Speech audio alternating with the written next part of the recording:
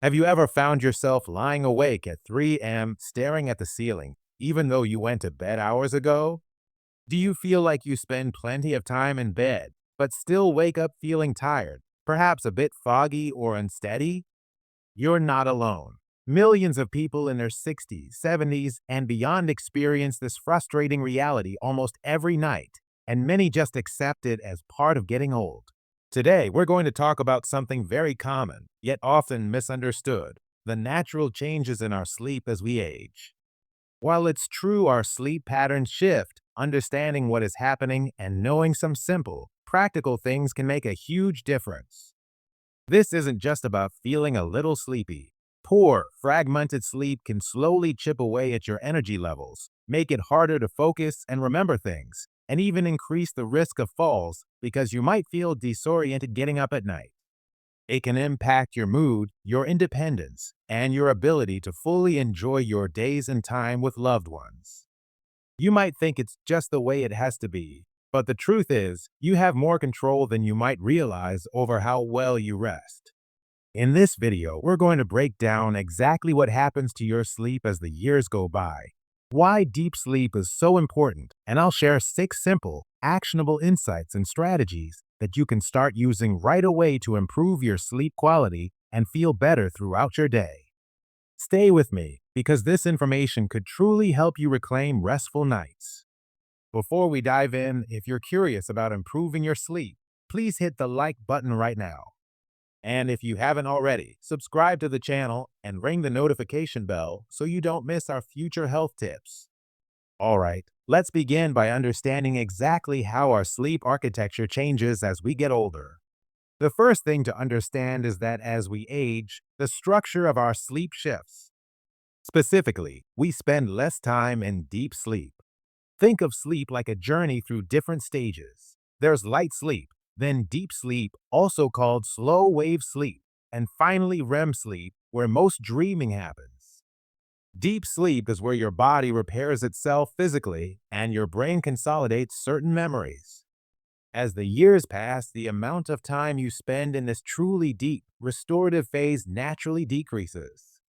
You also spend more time in lighter stages and wake up more easily throughout the night. This is something I've seen firsthand. I remember my own grandmother, a lively woman, started complaining in her late 70s that she just didn't feel refreshed anymore, no matter how long she stayed in bed. She'd say, "I feel like I was awake most of the night, just drifting in and out." She wasn't having nightmares or pain. It was just this constant sense of shallow sleep and frequent brief awakenings she barely remembered. This is a classic example of reduced deep sleep and increased fragmentation, spending more time in those lighter stages and waking up more frequently, even if only for a few seconds. She was getting enough time in bed, but not enough quality sleep. What this means for you is that even if you're getting 7 or 8 hours in bed, you might not be getting the full restorative benefits. This contributes to that feeling of daytime fatigue and not feeling fully with it. While we can't magically create more natural deep sleep stages, understanding this helps manage expectations and focus on strategies that optimize the sleep we do get, making the lighter stages more stable and reducing those disruptive awakenings. We'll get into those strategies in a moment. If this sounds familiar, let me know in the comments by typing sleep shift. But what does this lack of deep sleep and fragmented rest actually do to us during the day? That leads us to the next important point. Point 2. The impact. Fragmented sleep and less deep sleep have real consequences for your waking hours. Without sufficient deep sleep, your body and brain don't get that crucial repair time. This can affect physical recovery, immune function, and cognitive abilities like memory and concentration. Frequent awakenings disrupt the natural sleep cycle, leaving you feeling disjointed and less rested. A friend of mine, always sharp, noticed she was forgetting appointments or misplacing things more often. She was also feeling unsteady when she first got out of bed in the morning. She initially blamed age, but when she started focusing on improving her sleep quality by following a consistent routine and reducing late-night liquids, her memory improved slightly, and she felt much more stable getting up. It wasn't just age. Her fragmented sleep was a major contributor. This affects your ability to stay independent and confident in your daily activities. Addressing this requires a focus on sleep quality and consistency rather than just time in bed. So, what simple steps can we take to improve things, even with these natural changes? Point 3. Establishing a consistent routine. One of the most powerful tools is a consistent sleep schedule. Your body has an internal clock, and it thrives on regularity. Going to bed and waking up around the same time every day, yes, even weekends, helps regulate this clock, making it easier to fall asleep and stay asleep. Inconsistency confuses your body. My uncle was a night owl and would stay up late, then try to sleep in. He was always tired. He thought staying up later would make him sleep better, but it just threw his body off. When he committed to a fixed bedtime and wake time, even when he didn't feel tired, after a couple of weeks, he noticed he was naturally getting sleepy at his new bedtime and waking up feeling more alert at his new wake time. It wasn't easy at first, but the consistency retrained his body. A consistent routine reinforces your body's natural sleep-wake cycle, improving overall sleep quality and reducing fragmentation. Start by shifting your times gradually by 15 to 30 minutes each night or morning until you reach your desired consistent schedule. Beyond routine, your physical environment plays a huge role. Point 4. Optimizing your sleep environment. Your bedroom needs to be a sanctuary for sleep. The ideal sleep environment is dark, quiet, and cool. Light tells your brain it's time to be awake. Noise can cause those brief awakenings we discussed. A cool temperature helps your body prepare for rest. A friend of mine lived near a street light that shone into her window. She didn't think much of it, but she was waking up constantly around 3 a.m. She finally got blackout curtains, and the difference was amazing. Just blocking out that light significantly reduced her nighttime awakenings. Another example is a relative who got a small fan just for the white noise. It drowned out minor house noises and helped him stay asleep longer. Simple environmental changes can reduce external disruptions that contribute to fragmented sleep. Use thick curtains or blinds, earplugs if needed, and set your thermostat to a comfortably cool temperature, usually between 60-67 degrees Fahrenheit or 15-19 degrees Celsius. What about what you do during the day and evening? Point 5. Managing daytime habits. What you eat, drink, and do during the day directly impacts your night's sleep. Late afternoon caffeine or alcohol too close to bedtime can disrupt sleep patterns and make fragmentation worse. Long or late naps can make it hard to fall asleep at night. Lack of physical activity during the day can also negatively impact sleep drive. I know a gentleman who relied on a glass of wine every night to relax and fall asleep. While it might have helped him drift off initially, he found he was waking up more often in the later half of the night, feeling more restless. When he switched to a non-alcoholic calming tea an hour before bed, his sleep became much more consolidated. Another friend limited his afternoon nap to 20 to 30 minutes before 3 p.m., and that small change made a big difference in his ability to fall asleep at night. Being mindful of these habits can prevent them from exacerbating natural age-related sleep changes. Cut off caffeine after lunch. Avoid alcohol within 2 to 3 hours of bedtime. If you nap, keep it short 20-30 minutes and earlier in the afternoon. Try to include some gentle physical activity during the day. Finally, it's crucial to know when your sleep issues might be more than just typical aging. Point 6. When to talk to your doctor. While some sleep changes are natural, persistent or severe problems warrant a conversation with your doctor.